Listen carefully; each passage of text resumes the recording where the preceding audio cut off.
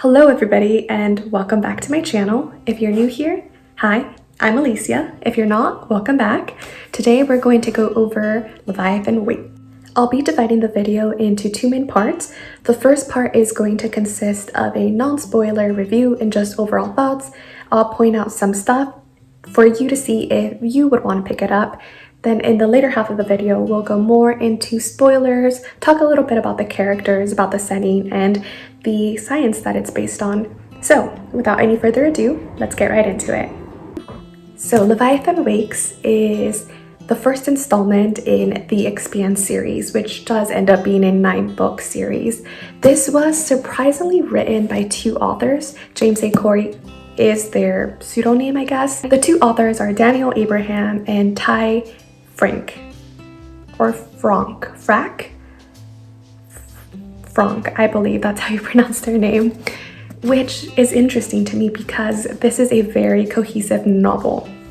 To give you a little bit of background, LeviathanWakes is a character-driven space opera with elements of sci-fi, noir mystery, horror, and political thriller. So it has a lot of disparate themes and concepts that are woven together into an intricate plot. So right from the beginning, there are a lot of moving parts that eventually come together at the end of the novel, but also really set up the rest of the series as a whole.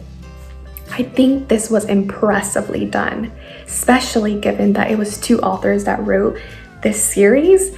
They did it so well. So LeviathanWakes takes place in the future where humanity has colonized the solar system.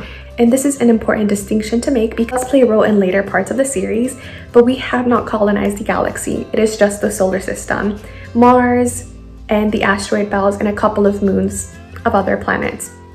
And so this is told from a dual perspective narrative where we do follow our two main characters. In our first perspective, we follow one of our main characters, Holden, who is an Earther who was tired of the oppressive politics between Earth, Mars, and the asteroid belt. So he decided to become an ice miner on the Canterbury. On the Canterbury, he travels from Saturn's rings to the asteroid belt, collecting ice and providing water to the Belters, as they are called. Holden's journey really takes off when the Canterbury receives a distress signal from another ship called the Scopuli, who is stuck in the middle of space. The Canterbury goes and finds out what is causing this distress call, and from there Holden's story really picks up and takes them on a quest for truth, for justice, and just finding out what the hell is going on. In our dual perspective, we follow Detective Miller, who is a Belter, and Belter is just a term given to people who were born and raised on the asteroid belt. Now, Detective Miller works for a private security firm on Ceres.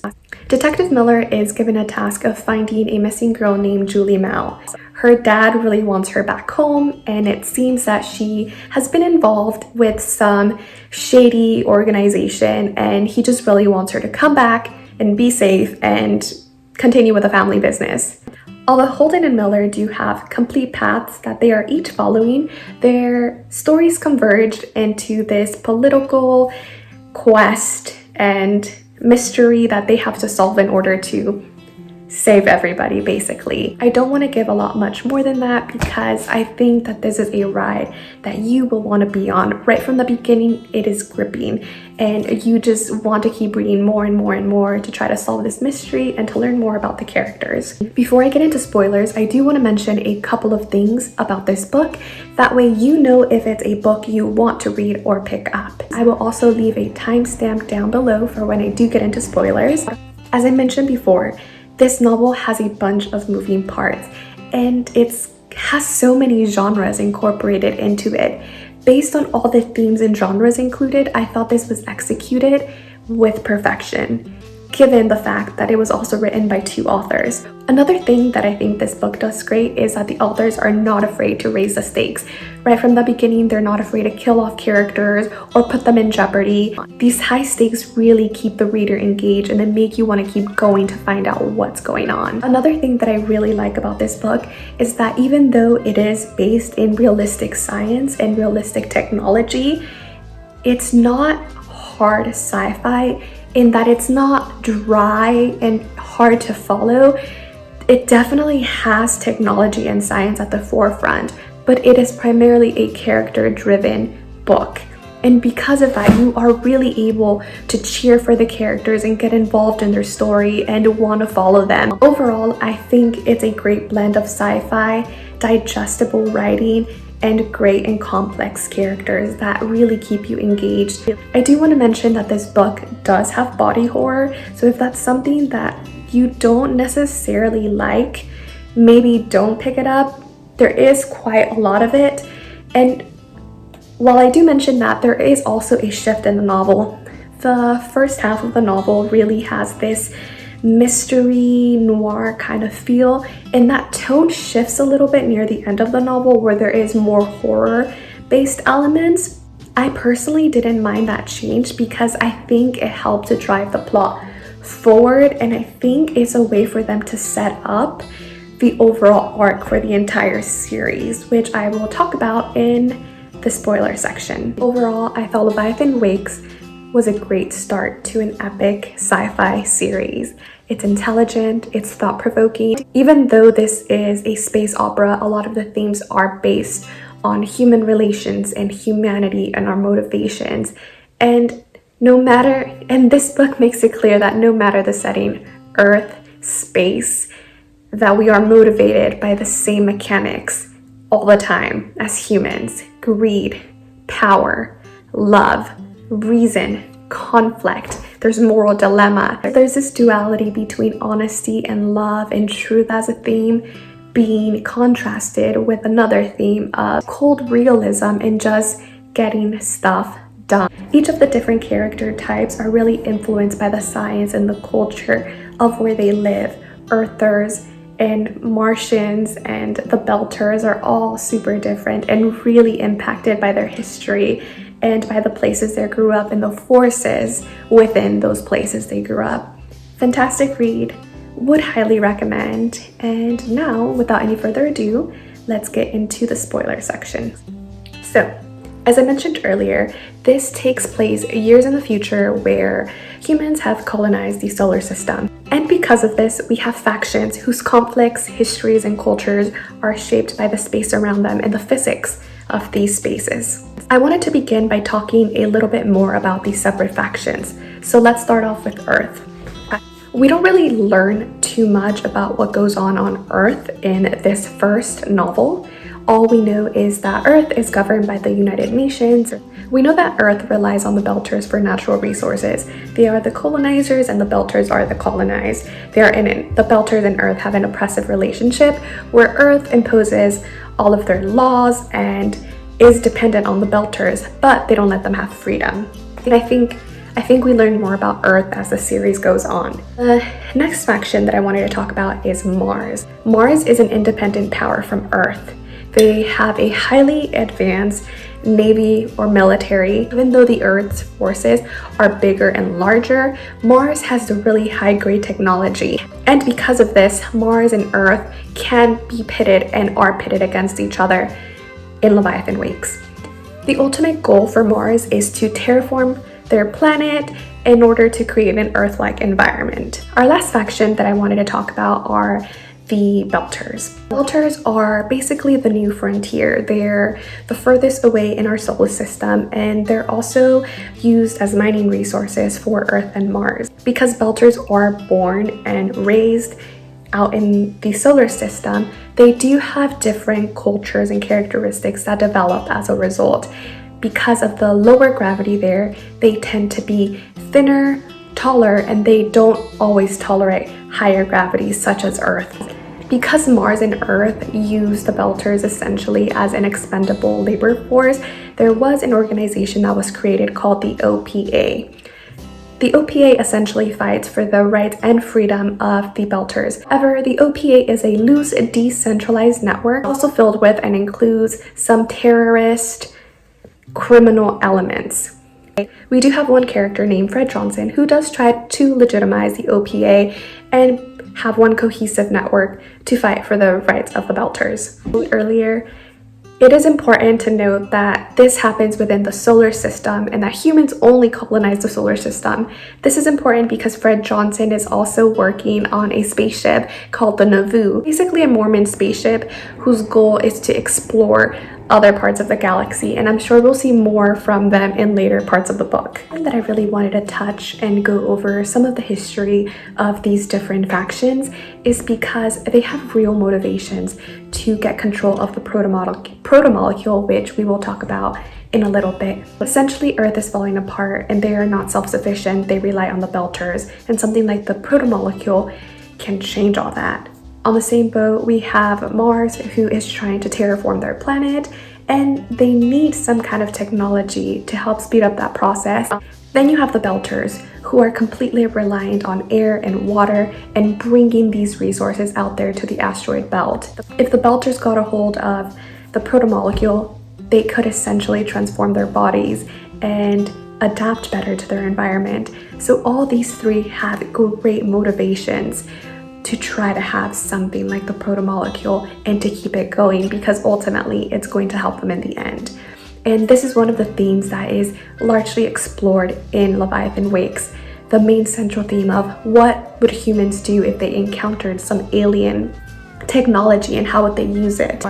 We do see that play out with one of our main characters, Dresden, Holden, and then our other main character, Miller, in that Dresden really wants to push for the advancement of humans. We've reached a cap on everything that we can do, and if we can modify our human biology, then we would be capable of even more. And this really presents itself as a really big moral dilemma. Spoilers ahead, so if you haven't read the book, I would suggest to stop here. But this becomes a really big moral dilemma on Arrows when everybody is already infected. Dresden tries to make this big pitch for why waste the results, essentially, when everybody on there is already infected and dead. Let's just see how it plays out. And that's why Miller was really motivated to kill him, because he could, with the power and the knowledge and the funding, essentially convince everybody for this thing. And now that we've talked about the separate political factions that make up this world, I wanted to touch briefly on the mechanics of the world. This series is based on realistic science and technology. Two of the forces that are used to create gravity in outer space are acceleration and thrust, and also centrifugal force. Let's take Ceres, for example. In Ceres, they use centrifugal force in order to create gravity at the center. Centrifugal force is basically like being it's like being on one of those rides where it spins you and then you get like knocked back onto the backrest. That's essentially what is being done to these planets. They are artificially spinned on the outside, and the people of Ceres live on the inside where there is gravity. However, the author does mention early on in LeviathanWakes that this is only a third of the gravity on Earth, which results in the elongated limbs that the Belters develop as they age on the asteroid belt. Overall, I just think it's amazing that these real-world physics are applied to the story in such a integrated way that you don't really notice that the science is there, but it does play a major part in developing the structures of these separate factions, and also deeply influences the culture of every single faction that there is. And maybe faction is not the right word to use. It's Earth, the Martians, and also the asteroid belt people. So now that we've talked about a little bit about the physics that make up the world and the major players in this political game, let's talk about the main plot. We have a corporation named Protogen. They explore one of Saturn's moons called Phoebe a couple of years. We don't really know how long before the events in the book take place. If you do know, let me know down below. But they do explore it a couple of years back before these events take place. There, they end up finding something called a protomolecule. And we find out that this protomolecule was created. It's basically an alien technology that was thrust into our solar system thousands of years before as a sort of weapon. But we don't really know what this weapon does. Dresden, who is a leader within Protogen, wants to use this protomolecule to reinvent humanity, essentially. The protomolecule itself changes and infects human life forms, and he wants to use this molecule to help us adapt better in space and to give us extra abilities to breathe and adapt to our environment. Now, Dresden was planning on studying this protomolecule within Phoebe by infecting people there to rewrite their biology. We soon learned that the protomolecule needs more biomass in order to carry out whatever it was intended to do, which at this point they are still trying to figure out. So he comes up with a plan to have a ship called the Anubis. The Anubis was meant to carry the protomolecule to Aero Station, where it can interact with a larger biomass. These are essentially the events that lead to the beginning of LeviathanWakes. We have Holden, who is on board the Canterbury, and the Canterbury responds to the stress signal on the scopuli. What we later learn is that Julie is actually the one piloting the scopuli, and she is the missing girl that Detective Miller is looking for back in series. Essentially, Julie intercepts the Anubis and ends up being captured. Everybody on the Anubis dies because they become infected with the protomolecule. Julie is the only one to survive, but she has also been infected. Julie hides the Anubis, which Protogen was not anticipating, and she ends up making her way down to Eros, where Miller and Holden find her dead. This is one of the few criticisms that I have for LeviathanWakes, that it was just very convenient to the plot that Julie ended up in Eros anyway, because that was the station that they were going to infect in the first place. So I just thought that was a little bit convenient. But besides that, everything is so fast paced, the mystery is really grinding, and you just want to keep going. I'm not going to talk much about what happens after the protomolecule is released within Eros and people are infected, just because if you still want to read the book, it's better to not know how it ends. But I did want to take a couple of moments to talk about some of our major characters, starting with Holden. Holden is a very idealistic guy. He fights for truth and justice, and he believes that letting everybody know everything and having the knowledge really creates this equitable scenario where people can make their own choices. But boy, oh boy, he is so annoying. He was the most annoying character in this book. Every single time Holden came up, I couldn't. His naive sense of idealism creates so much conflict and starts wars, and he doesn't care as long as what he thinks is right is done. Holden is your classic hero type. He is an Earther who decided to denounce Earth and work on the Canterbury because he didn't agree with the politics of Earth taking advantage of the asteroid belt people. And so he wanted to get away from that. And you can really tell that he ultimately wants to do the right thing, but he's also super impulsive and never thinks of the consequences. Miller really serves as a character to challenge this sense of justice that Holden had, and Holden has this need to carry out justice, but justice that agrees with his whole sense of idealism and his self-serving tendencies, and it's just really annoying. He needs to grow up, he needs to think before acting, and he needs to stop being annoying. Miller, on the other hand, is a more complex character in my opinion. He has this more morally flexible character where he tampers with evidence and he strong arms people in order to get stuff done. Miller is struggling with a lot of emotions. He has lost a sense of purpose on series, fighting through all this turmoil, dealing with all of his trauma, and just generally being unhappy. We find out that he is an alcoholic who is unreliable and a little bit broken when Julie comes into his life and he starts to learn more about her and her sense of purpose. She inspires him to go on this quest to find out what happened to her and to save the world, essentially. Holden and Miller balance each other out. They are completely separate personalities, completely different identities with different values, different beliefs, and different actions that they take. And this really serves as a plot driver to carry the story on and to help people get invested in each character. Personally, I loved Miller. He was the more interesting, the more complex and believable character. Holden read very young and very impulsive, which I mean I can relate to because I tend to have impulsive tendencies too, but his impulsiveness caused wars, and even when things were explained to him, he didn't understand. I hope in the next couple of books for him to grow as a person and to grow as an individual and get a little bit morally gray. He needs that more. Everything that he does is done from a sense of truth, but it's his truth that he wants to see. He doesn't want to see anyone else's. So that was it for my review of LeviathanWakes. Hopefully you were able to find something that you like about it. If you have picked up the novel, let me know what your takes are on. Let me know what your takes were on LeviathanWakes. Did you love it? Did you hate it? What did you think of the overall plot? Did you like all of the elements? Who was your favorite character?